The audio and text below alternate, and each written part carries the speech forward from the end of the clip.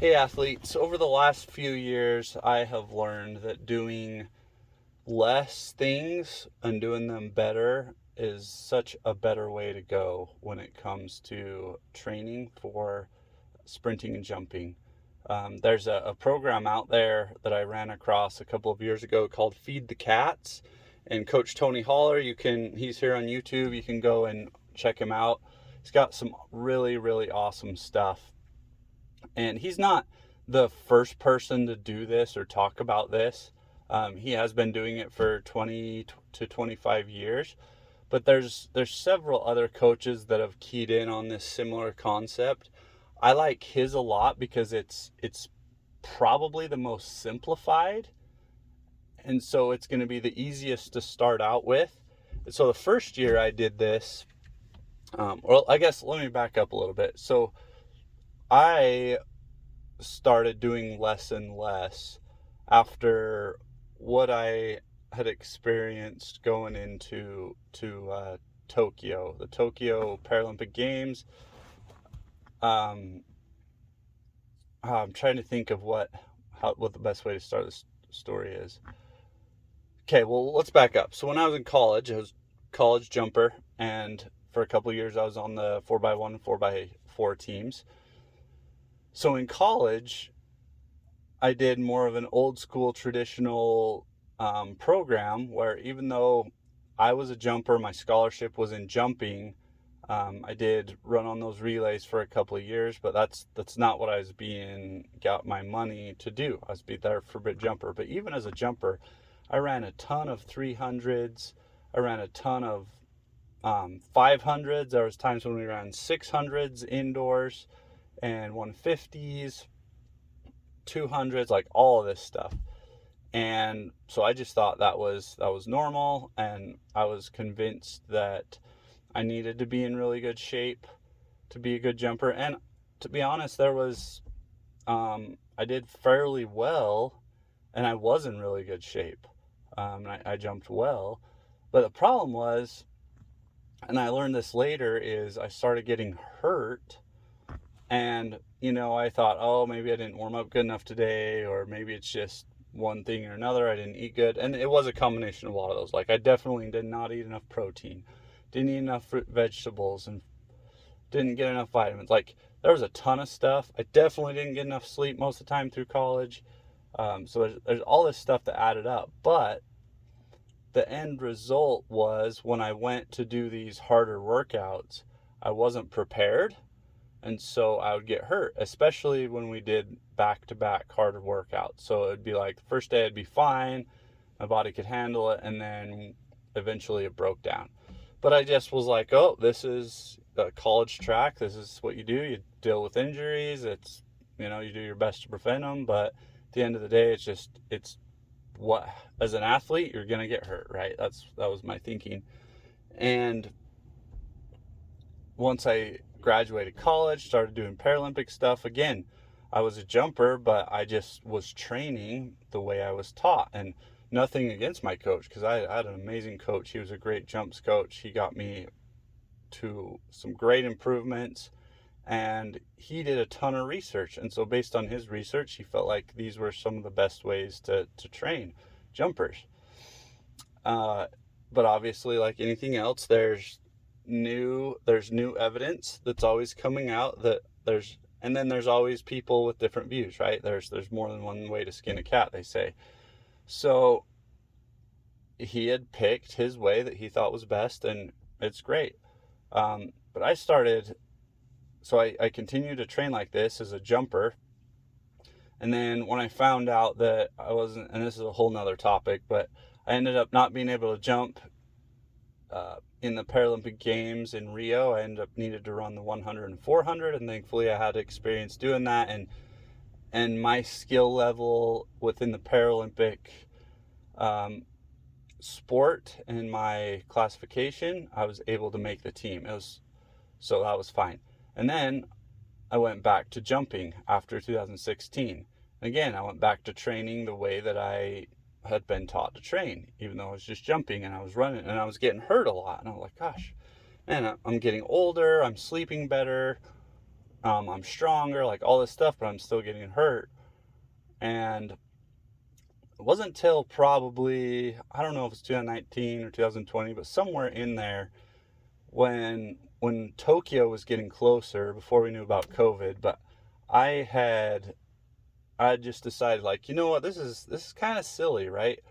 And it probably was sparked by some coaches saying something to me or whatever, or seeing something from a coach I trust that suggested I could do less. But so I'm like, I don't need to be running 150s and 200s and 300s when, like, the longest I run is maybe 130 feet, but really it's 120, 120 and 130 feet. Like, I'm full on sprinting, and that is all I needed to do. So I started just sprinting less, but I was still like, okay, my big days, instead of 300s, I'll run 120s. So I was running 120s, and that worked really well for me at the time. And I didn't even think, oh, maybe if I did less, it'd work even better. But got into 2020, I was in great shape. I was eating great. I was getting enough protein. I was sleeping great. I was sprinting. I was jumping. I was lighter than I'd ever been and stronger than I'd ever been. And weight room stuff, I chunked down a ton. And then COVID happened and they canceled Tokyo. So they moved it to the next year. And the next year, I followed the same process, right? I had chunked everything down. 120s were the farthest I had done. And I started out the season in the spring really well in 2021 going into Tokyo. But then there was this key moment of, I jumped 2 weeks in a row, and then I was going into my third week of, or competing, right? So 2 track meets in a row, one each weekend. And then I was going into my third weekend. But I wasn't feeling great, right? I was feeling pretty sore, pretty tired, like, because this whole time I'm also working full time and have kids. And so, I'm an older athlete. And so there's a lot of stuff going on. But I had this in my mind, like, oh, I'm already doing less, so I can't do less than that. And I'm starting to jump well, and I'm jumping this weekend at a big meet that I love, which is at BYU in Utah. There's a really awesome college and open meet that I love. I'm like, I got to be ready for this. And so I do too much. Well, what I found out was too much, right?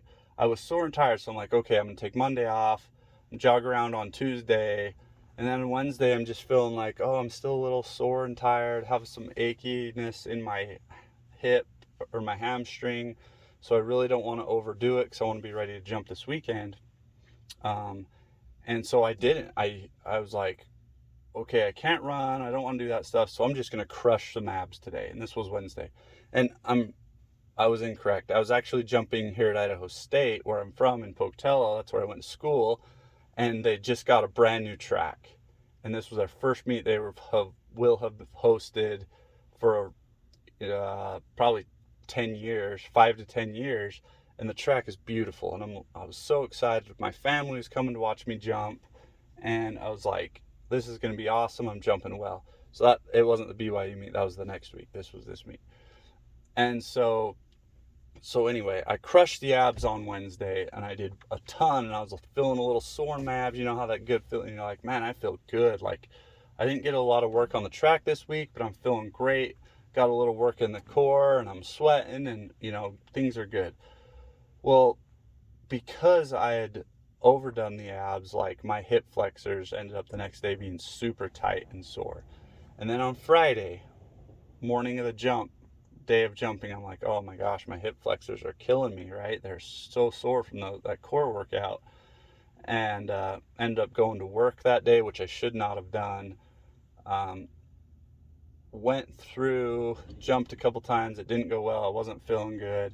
And on the third jump, man, I blew my hamstring. Like, it was so bad. And at that point, like, my Tokyo dreams went out the window. I was at that time ranked in the top 3 in the world, and so I was likely to get a medal. And yeah, it was brutal. And at that point, I thought I was going to be done with track because it was a devastating injury. It was really bad.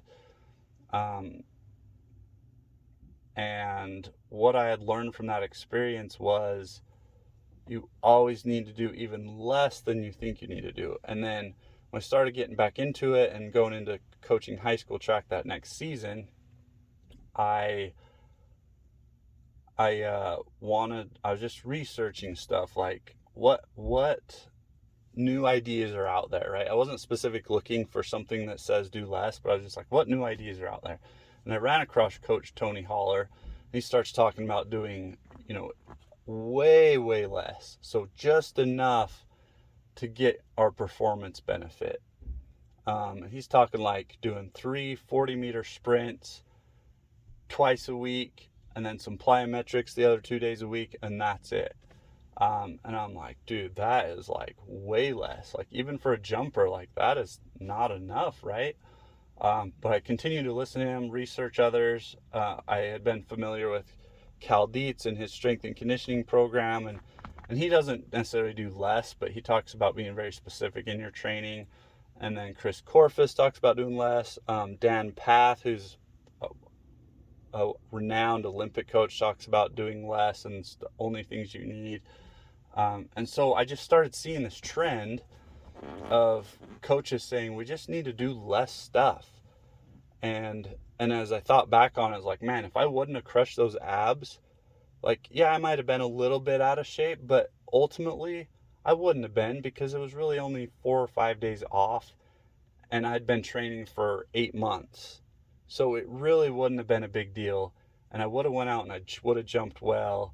And very likely I would have made the Tokyo team and had a great time, right? Um, so I started reviewing all this stuff and I was like, well, I'm going to experiment on myself. I started doing the short sprints, and it doesn't necessarily have to be 40s, but anything about 5 seconds long. Between 4 and 6 is what I've decided. So between 4 and 6 seconds of top speed sprinting, you do that 3 to 4 times a practice and you're done.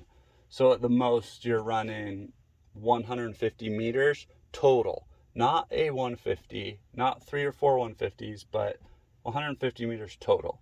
So it could be 10-meter flies, it could be 40s, it could be 50s, it could be 30s, whatever, right?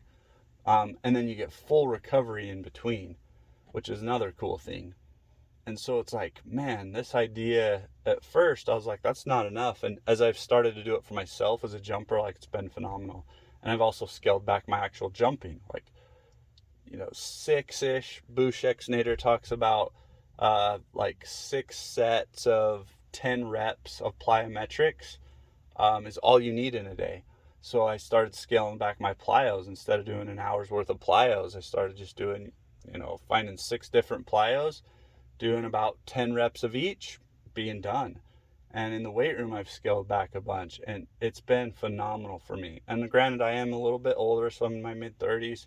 But then I was like, you know what? I'm going to experiment with our high school kids and do this. So I did. And the first year we didn't have a lot of buy-in, I'll be honest, like, which is weird to me, because we were kids hated our workouts. We were doing the traditional, and I say we, my wife coaches with me. We were doing the traditional, like, okay, you're a jumper, you're a short sprinter, we're doing 300s today, we're doing a 500 with the last 150 fast, we're doing 6 150s today. Like, we were doing all that stuff, and we were doing like harder plyo workouts. And so kids didn't love that, and they complained a lot. But then when we scaled all the way back, we kind of went to the other end of the spectrum of just saying, hey, let's warm up, we'll go 3 40-meter sprints, let's get out of here. And practice was 40 minutes long, and they're like, what the heck, like, we're not doing enough. Our best sprinters and jumpers were seniors, and they weren't super happy about it.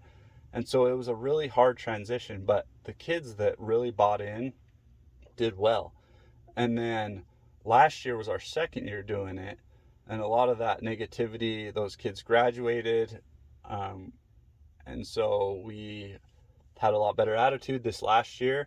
And again, it went well. And what was super cool is we had a transfer, a kid that transferred. He's a 400 runner, And there's some tweaks to this, but our 400 runners also do some very similar stuff. And everybody's like, you can't get in good enough shape to run the 400 when you're only running 340s twice a week. And, there's all this. And I had all these same concerns. But after doing my own research and seeing the results of Feed the Cats and these other coaches that are just doing less, just doing the essential trainings, like their results were better. And so it was cool because we had this kid transfer in as a senior. And for 3 years, he'd been working with one of my old teammates who's now a coach at another school. And she continued to run these harder workouts. And for 400 runners, they would go train with the distance team once or twice a week. So this kid came in feeling like he was in good shape, right? He had done all this hard workouts, and his best time was a 53.3, right? And so for where we're at in rural Idaho, that was pretty decent. I mean, you always want to be faster, but we're like, okay, we can work with that. And then we're like, hey, we're going to do this Feed the Cats program with you, or a similar type program. I made alterations. The first year I followed it exactly the way Coach Haller planned it out. And then this last season, I made some tweaks based on suggestions from my coaches and also what I saw. So I made some tweaks so it's not exactly the same as what Coach Haller presents, but it's still similar. And our athlete was able to run a 52.3 this year as a PR, and he ran under his PR a couple of times. And so he improved by over a second. And it was really cool because that validated it for me. And I know it's just one athlete, but it really validated it to me that we can do less than we think we need to do. And there's a whole nother spectrum of this, and this is getting super long. So if you're still here with me, I really appreciate you listening to this, and you're truly passionate about track and field and you want to be a better jumper and sprinter, and that's awesome. But I just needed to get this out there. Most of these podcasts aren't going to be this long, but I wanted to get the general idea out there that we can do less. Coach Ashton Eaton, one of the best decathletes in the history of the world, and probably the best decathlete that ever came out of the U.S. His coach always said, you want to show up to a race 80% in shape and 100% healthy, both mentally and physically.